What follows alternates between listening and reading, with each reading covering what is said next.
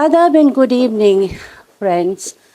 I'm very honored to be here today and attend the launch of this very important book. My husband, late Dr. Umar Khalidi, wrote a very important article on Maulana Maududi. A Hyderabadi like Makhdoom says, ये शहर अपना अजब शहर है कि रातों में सड़क पे चलिए तो सरगोशियाँ सी करता है ये ज़ख्मे दिल बताता है राज़े दिल की तरह दरीचे बंद गुल चुप निढाल दीवारें किवाड़ मोहर बलब घरों में मैयतें ठहरी हुई हैं बरसों से किराए पर. Thank you. In the present. So I'll just read a blurb about this book. This anthology is a treasure chest of voices from that era. Some are first-hand accounts, raw and vivid. Others are the work of researchers trying to untangle the complexity of what really happened. Still others are carefully curated resources by people who knew how vital it was to preserve the history. Together, they weave a rich tapestry of a time that shaped not just Hyderabad state, but the lives of countless people who called it home. So I would like to invite Mrs. Nigar Khalidi and Gita Ramaswamy onto the stage to do the launch of the book. Hi, I'm Nigar Khalidi and wife of late Dr. Umar Khalidi. Adab and good evening, friends. I'm very honored to be here today and attend the launch of this very important book. My husband, late Dr. Umar Khalidi, wrote a very important article on Maulana Maududi.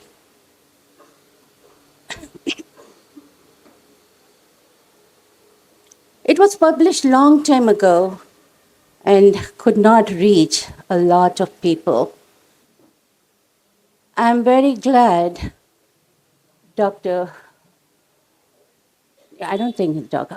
Mohammed Ayub, Dr. Anant, Maringanti, and Gita Ramaswamy put this together in the form of a book, and so that a lot of people can reach and read this book, and there'll be a wider audience in the public. I'm glad you all are here to honor this book, and as Umar used to say, आप सबका बेहद शुक्रिया. And thanks again, and I'm looking forward to meet you all after this program. Thank you.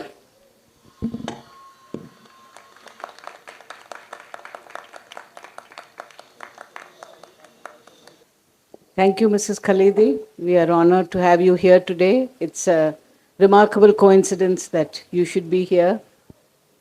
And we are sorry that we miss your husband at this important juncture, because he has been so important.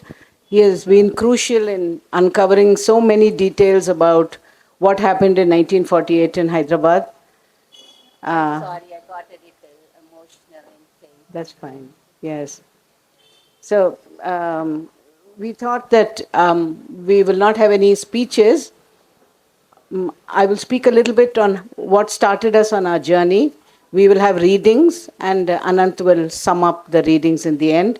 So you will not listen to any bhashans today. How we got started on is we are three very different people. Anant Maringanti, as you know, is a scholar activist. Mohammed Ayub Khan, who is in Toronto right now, is a scholar, completely a scholar, but dedicated to this issue. And I have been an activist publisher for most of my life. My journey started when I came across Muhammad Haidar's October Coup, which I hope all of you have read. It's one of the finest books written on 1948. And I was so moved by it, we translated it into Telugu and we released it. And then I found so many people coming forward say, we have some record, we have diaries, we have do this, do more work. And well, we are publishers, we really can't commission. At that time, we weren't in a position to commission scripts. And so all of those materials which came went into carton.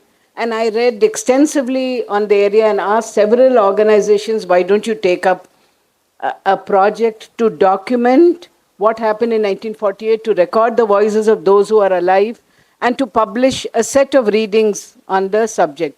Unfortunately, that did not come up. And I think my particular, my feeling or my guilt came up because I was unaware of what had happened, or I chose to close my eyes. I was working in some rural areas outside Hyderabad in 1980s. And at that time, people would say, Adi Turkolla Jaminu Redlu Gunjukunaru. These were Muslim lands, the Reddys grabbed them. And it never struck my mind to question why were Muslim lands grabbed and how did Reddys just grab them without any action by the state or people. Nobody reacted. So Muslims in an area which was earlier dominated by communists lost their properties on a vast scale, thousands of acres. And I didn't even connect it till I read Muhammad Haidar's book, and then later on the several other accounts. And it was shocking that in a city which I've been here for so many decades, city which I love so much, has seen this kind of, I don't know what you'd call it, outrage, and we don't want to remember, we don't want to reconcile with it. We don't want to forgive each other, but we sit in our very hardened positions. As you all know, when a certain date comes up, different groups take up different positions. Somebody says this is Liberation Day, somebody says this is Integration Day, and so many things are without knowing what actually happened. So when we began Southside Books, one of my earliest interests was to do something in this area. And that's when Anant and I got together, and then we roped in Ayub. The idea was not to project any one kind of representation, any one kind of narrative. The idea was to present the various accounts there and to bring up things which are unpublished before in front of the reading public, so that people themselves have an opportunity to rethink. And it is only then when which is why we put this as remembering, reconciling, and forgiving. I think this is part of the process. And we hope to do many more volumes like this. We hope that this volume will encourage those who have diaries, narratives locked up in their chests. Because there's still a lot of fear. People say, we are frightened. We don't want to speak. We don't want to talk about what my aunt went through or what my grandfather went through. And we hope that many more of these narratives come in from all sides, and we hope that we can also publish fiction stories and novels about what happened in 1948, so that a lot of it can be passed on to the younger generation. Some of you may be aware that recently there was a documentary also produced, When the Pomegranate Turns Grey. It's a beautiful piece beautiful short documentary by a young boy called Murad, who's completed his post-graduation at University of Hyderabad. His grandmother, who fled those areas at that time and had never told them what happened, when the CAA protest came up, suddenly she remembered and she said, aisa hua, ye bhi hua, wo bhi hua.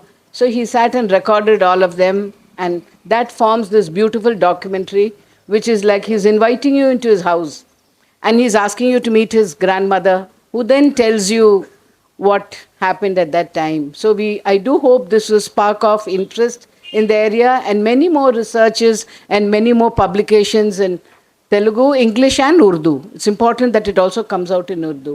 So, with these short words, I will ask Meghna to proceed with the rest of the program. We're going to play a short 3 minute clip which was made by Moses, who's here. And it's an important clip that I think you should all watch. And then we can continue with the rest of the program.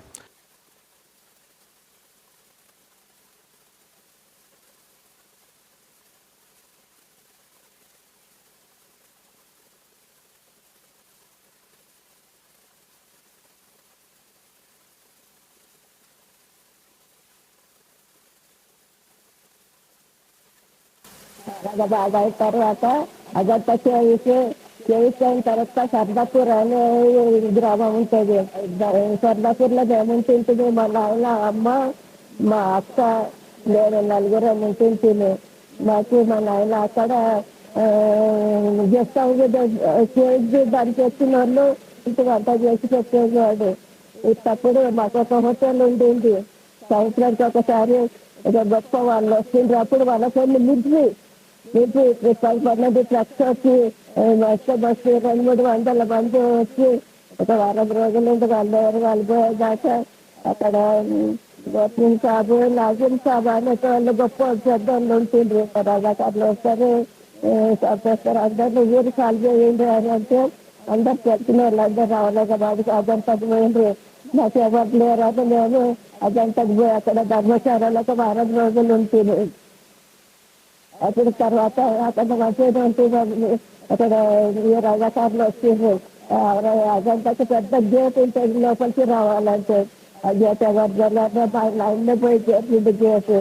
లోపలికి వచ్చి అక్కడ మంచిగానే ఉంటుంది. తర్వాత 2-3 దినాలు అయిన తర్వాత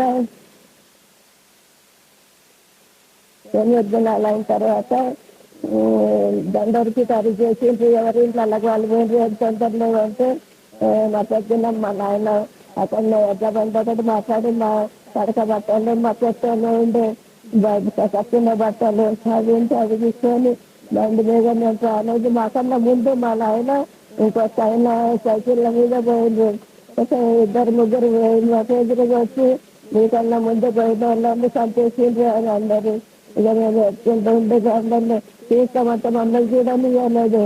పెద్ద ముసలి వాళ్ళని కట్టేసిండ్రు అంటే దుంపు వచ్చిండ్రు. వాళ్ళు అందరూ తెల్ల పైజామాలో తీర్పాలు వేసుకొని పంచాలు కట్టుకొని పంచాలు కూడా తెల్లగా వేసుకొని లేరు చేతులు పెట్టుకొని అంత గుంపు అంతా వచ్చింది. ఇక్కడ బాగుందంటే దిగి నడుచుకుంటూ వస్తుంటే మమ్మల్ని తాడేసి అంత జ్వరం చేసేసిండ్రు.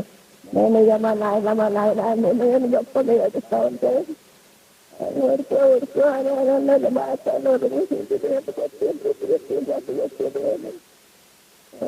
పోతుంటే మాకు పాలు పోసే టైంలో ఎదురైంది.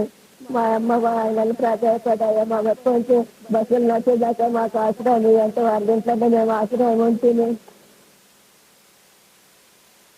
So we really didn't want to discuss this at any length, because the whole point of this is that a lot of our memories of 1948 are fragments like this, which we don't know how to articulate, we don't know how to connect, and so we're going to leave it like that for now. Meghna is now going to come and request. The way we have structured this is that we have put together a very diverse set of readings into the book. So we have requested young people to read whatever they feel like a part of the book that is speaking to them, and tell us why that bit spoke to them. So we'll hear that, and then I will make some final concluding comments in some kind of an attempt to connect all the dots, and then we'll close it. Yeah? So I'd like to invite Dheeraj first, who's our first speaker for today. And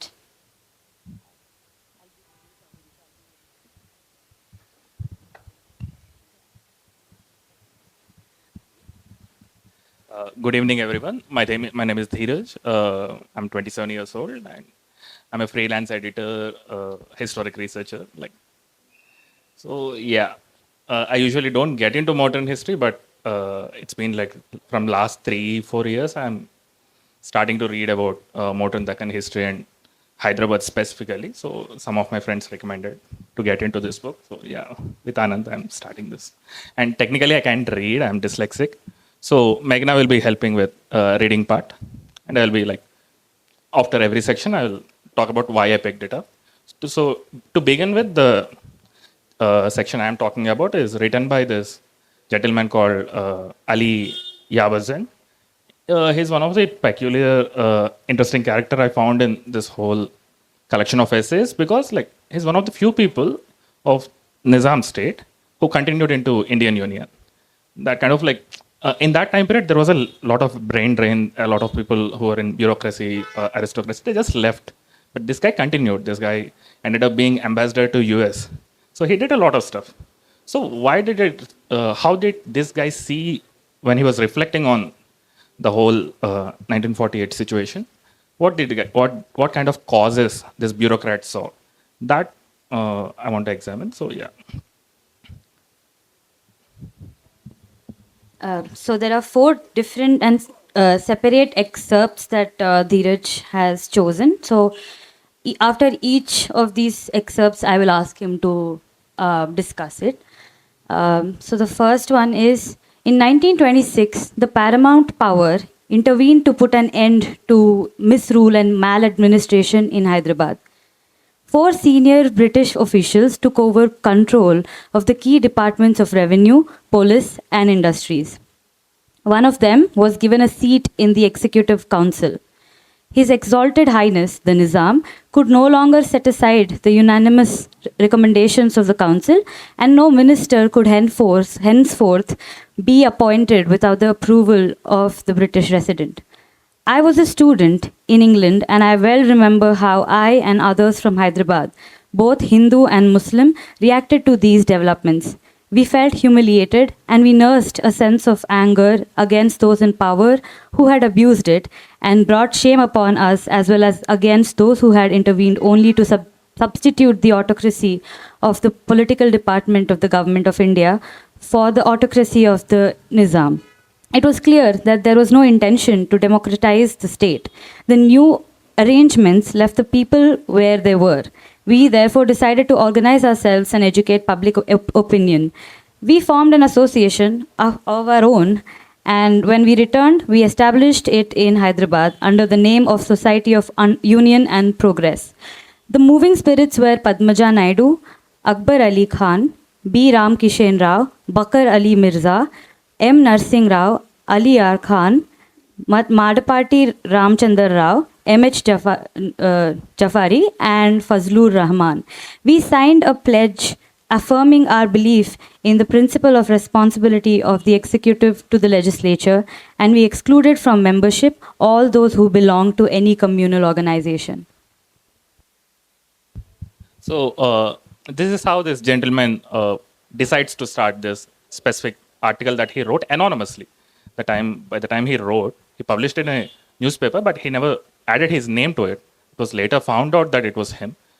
So here he talks about a really interesting state of affairs in Nizam state, which is seldom talked. Like, it's like how British state intervened into Nizam state. All the time people are like, yeah, there were communists, there were Nizam, and there is Indian Union. Nobody talks about British.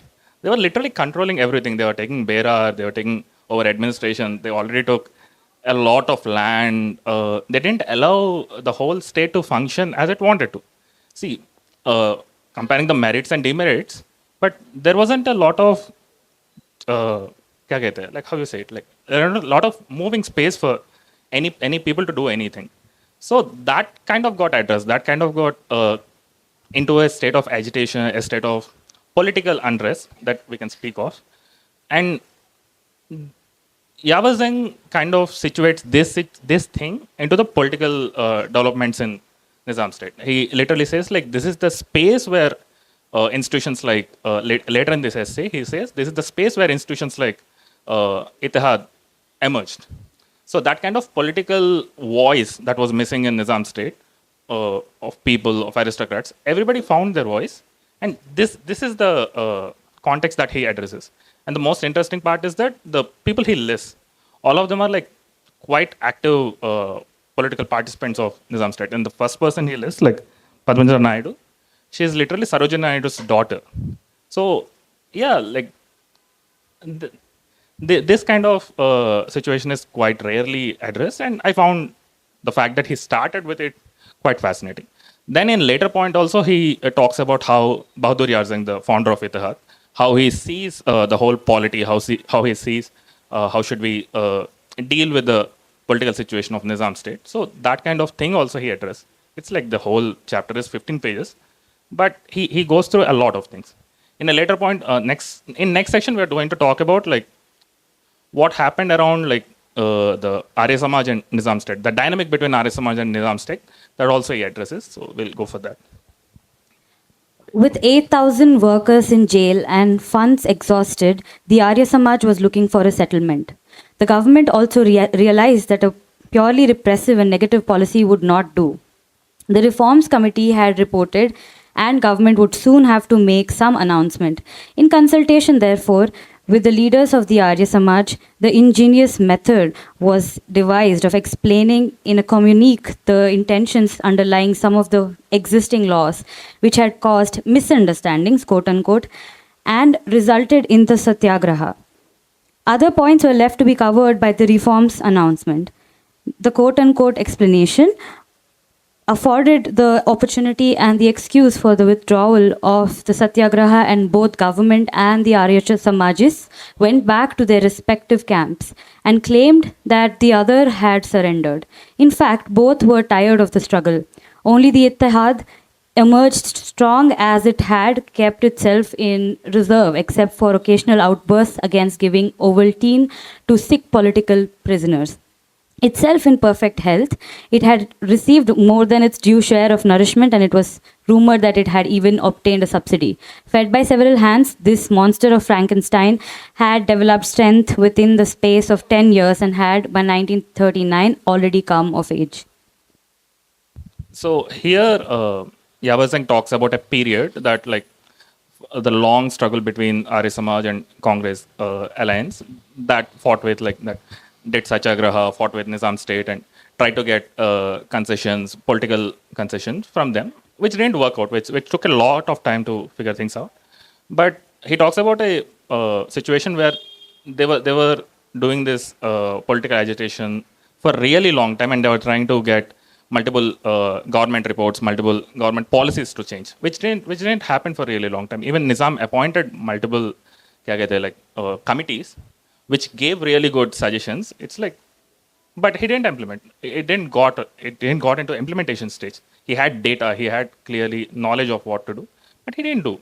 So that kind of political exhaustion, Yawar Singh focuses and says like, yeah, this is the space where Ittihad got its political space, where they felt like, yeah, both parties are absolutely exhausted. There is no political power that is left in any individual. So yeah, it's a situation of political vacuum that he's addressing. So from a perspective of bureaucrat, that is valid, because this specific person also worked as constitution minister, as home minister of Nizam state.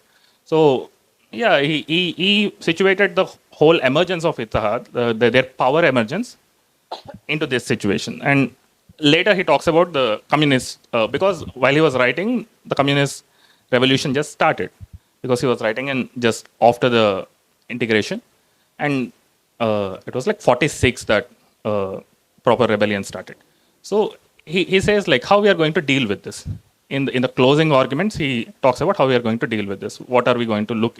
He's literally questioning the union. How are you going to deal with this? And he points out something really interesting. He says like there is political problem and there is also a revolutionary problem. But he specifically says, if you're going to solve with this violence, if you're going to solve with this power, then you're not going to solve the political problem. You're going to repeat the absolute issues that Nizam state also did. You're not going to address how people are going to live, what kind of bureaucratic situations, what kind of land rights that are going to end up, people are going to end up with. That you're not addressing. You're just focusing on communist guns and revolution. So that he pointed out, like that's the last paragraph that Meghna will read. Several questions arise. Is the military government only to deal with the problems of law and order and administration and leave to the Constituent Assembly and the popular government even those adjustments to the new situation in the economic, social, and cultural fields which are required in preparation of the integration to come? Will such waiting not cause frustration, opposition, extremism? Is there no need to make a beginning, to take the first step at least, in the direction of rebuilding the social order, creating a national mind and consciousness, redressing the economic grievances and secularizing the state and its institutions? Are the communists in the two districts of Nalgonda and Warangal to be dealt with only by police or military action? Will they not come back to life the moment such action ceases? Should not a beginning be made in the direction of agrarian reforms? Should not the administration of the Sarfe Khas and Jagirs be taken over so that their people may no longer be deprived of those standards of administration and the facilities for education, medical relief, and public health which their brothers in the rest of the state enjoy? Must the mother tongue medium continue to be ignored even in the secondary stage? These tasks are more of the nature of remedying deficiencies or wrongs.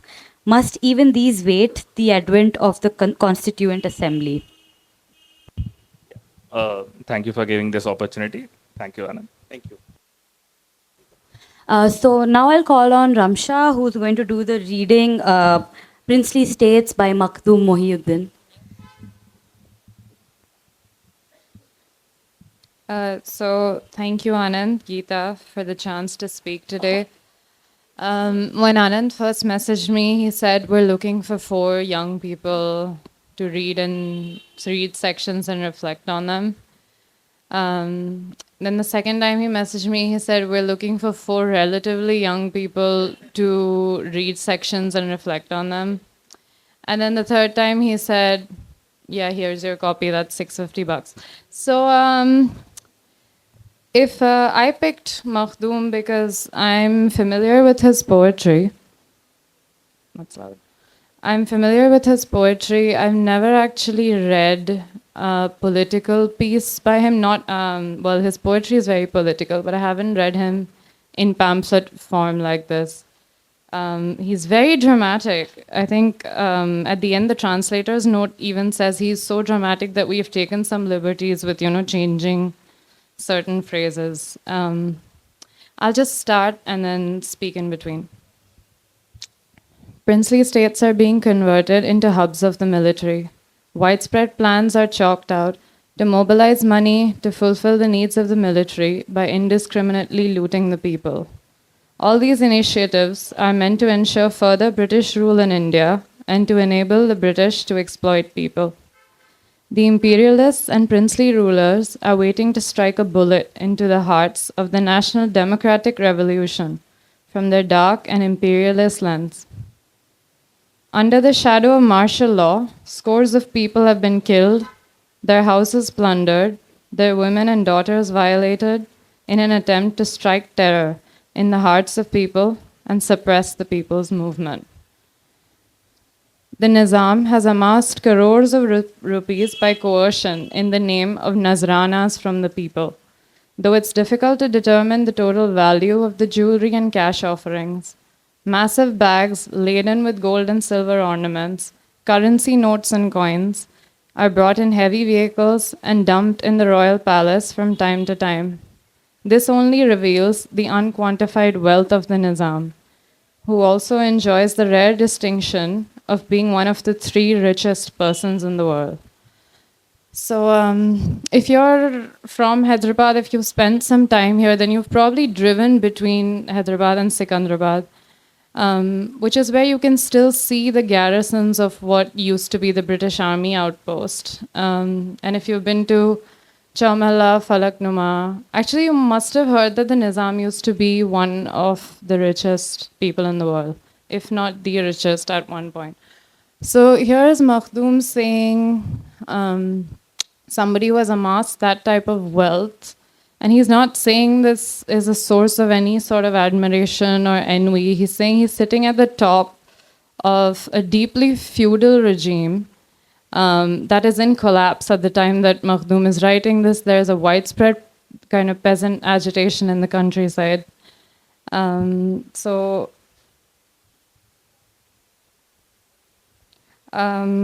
basically, at the time that Makhdoom is writing this, police action or Operation Polo, as we know it, has not happened as yet. And the Telangana movement is in full swing. Makhdoom comes from a tradition of Urdu poets, they're called the progressive writers, who really held Telangana up as a beacon of progressive values, of kind of anti-monarchical sentiment, and this is important, it was the success of or the politicization of youth outside of the city. So this was actually in the countryside that people were, rising up against the Nizam. So it's a portrait of Hyderabad at the time that Operation Polo actually takes place. So you have a feudal regime that's in collapse. You have a collusion between the Nizam's government and the empire. You have a youth that is mobilized, radicalized, politicized. You have actually all the makings of a revolution. So the second extract.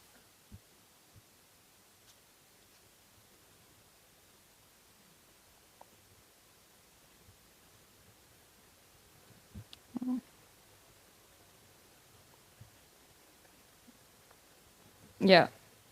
Due to the peasant agitation, more than 200 villages in the region have turned into war zones.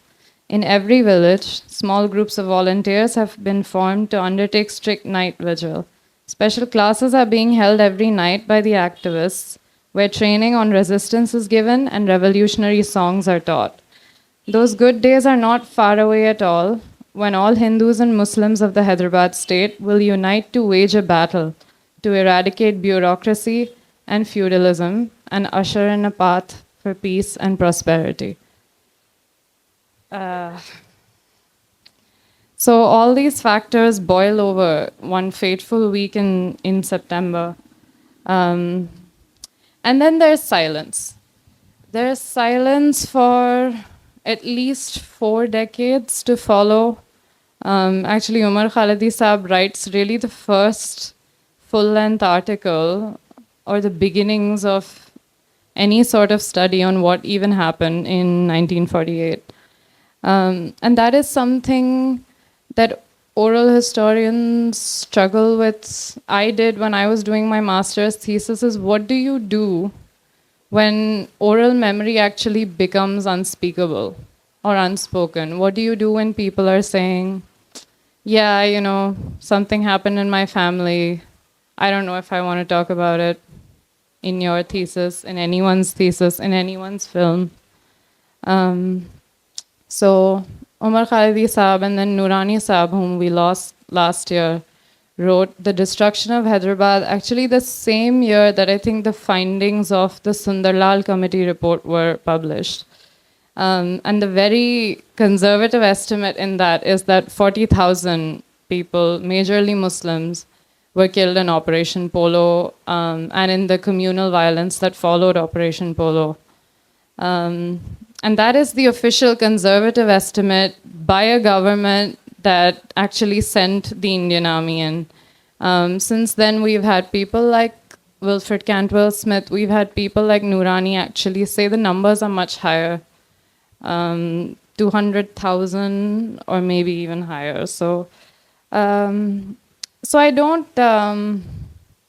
as much as I like Makhdoom, I don't recommend that you get all your historical information, although he packs a bunch of it in here from a political pamphlet. What I think you should do is read it alongside the other sources in this book.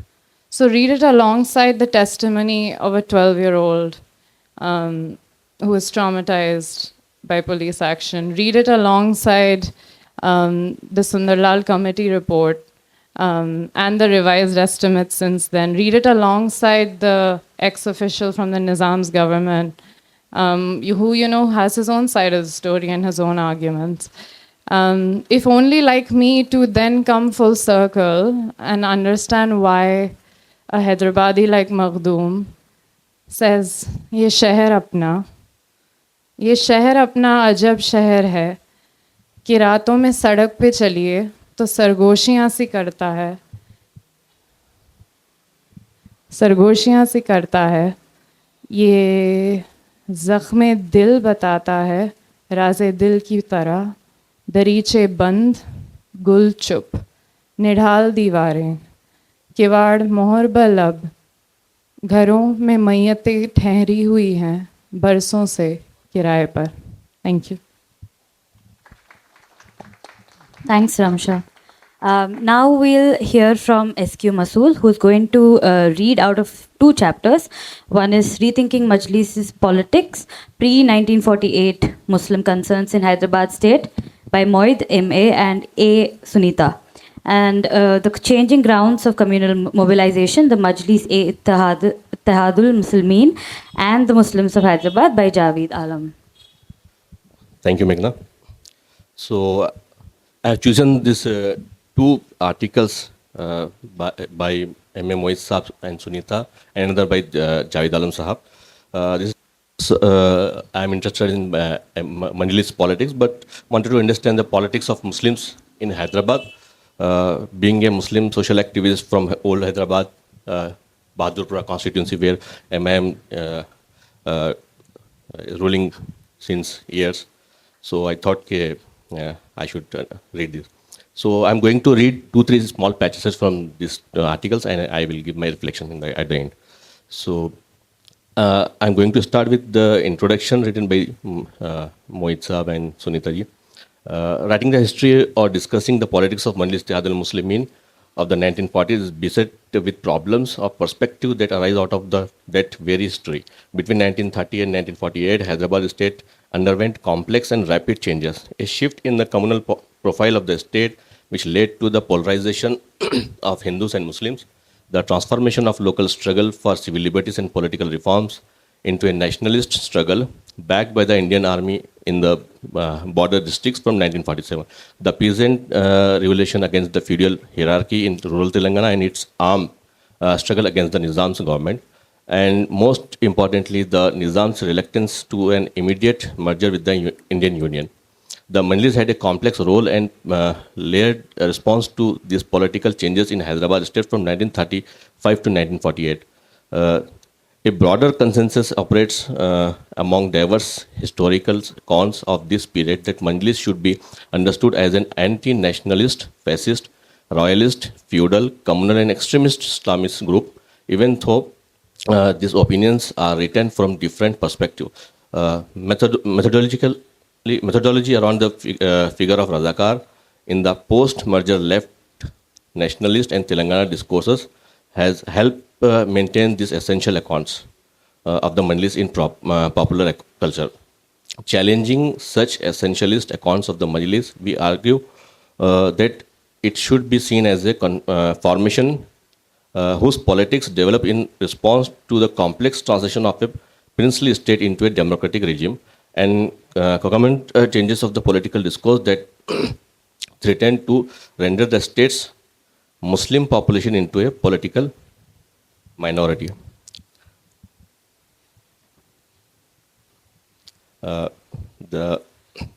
Another patch. We urge that when the Majlis saw the inevitability of political reforms that would bring a representative form of government, it responded in two ways. It sought to mobilize the Muslim subject of the state from the non-elite section as Muslim, wherein the category was articulated as a cultural, social and political entity, not a theological one. Also, through the elucidation of the principle of the popular sovereignty, ability of Muslim, it buttressed the idea that sovereignty needed to be grounded in people's support. When the discourse of democracy as majority representation gained ascendancy, it sought to articulate and preserve Muslim interests as their representative at a certain historical moment. It identified Muslim interests with the survival of Hyderabad state, including the extension of armed support in defense of the state. So, in the opening paragraph, I was looking for the language used to describe the Muslim politics. So, usually we see the historical accounts referring to the Muslim politics or Manilist politics. So we see the labeling a particular community or group a leader by way of communalism, radicalization, fascist, polarization. This kind of words have been used, but in this piece, I have not seen this kind of words, but they are more liberal towards describing the Mandalis in a different context. So earlier, at the Lamakaan, we were discussing about the vulnerability related to languages. So this is important to understand the language of researchers to when writing the history. So language is an important aspect, and this was reflecting in this article. So another from the Javed Alam Sahab article. Muslims in Hyderabad, which was a Muslim-ruled state till September 1948, suffered a very rapid and visible decline within a decade or so after that. In 1985, there were only 4.4% Muslim out of total of 294 IAS officers in Andhra Pradesh and only 2% out of a total of 143 IPS officers. In a survey of rickshaw drivers conducted in 1962, it was found that near about 3/4 of the total of 1,67,000 rickshaw drivers in city were Muslims. This in itself is not unusual. What is notable, however, is that most of these people had not been employed in this work for long.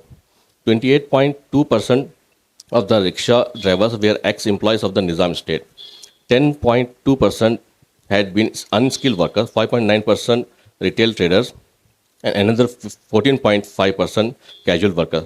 That is a total of 67.5% of the Muslim rickshaw drivers were gainfully employed only a few years earlier. This also gets reflected in the fact that 47% of these people were found to be literate.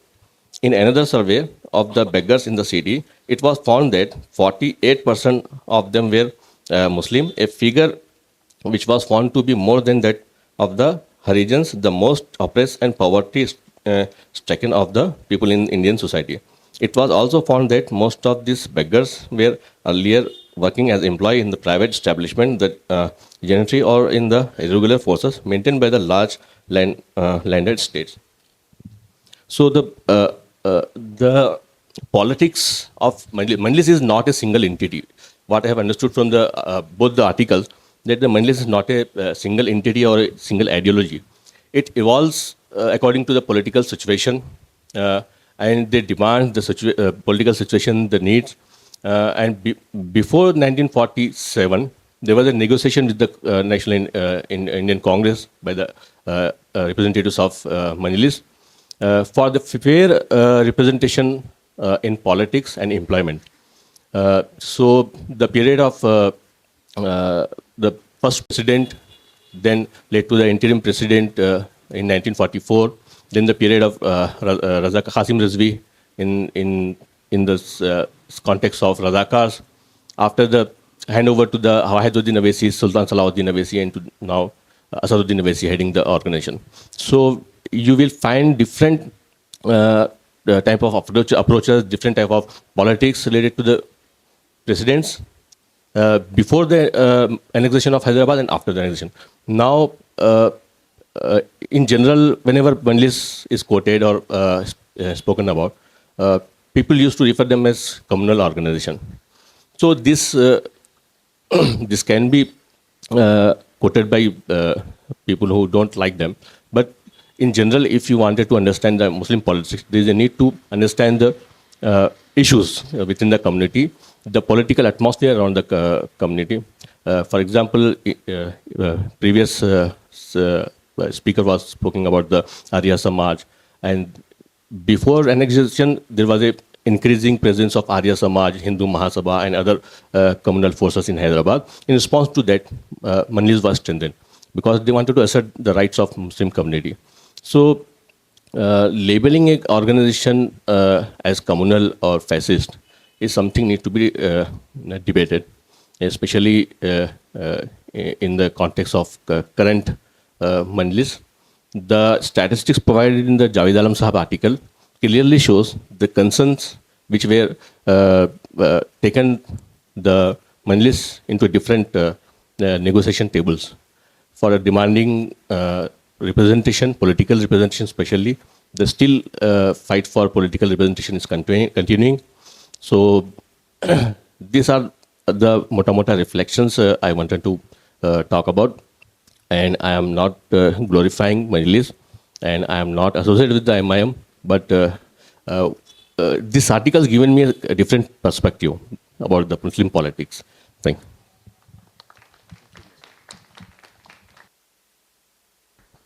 Thank you, Masood bhai.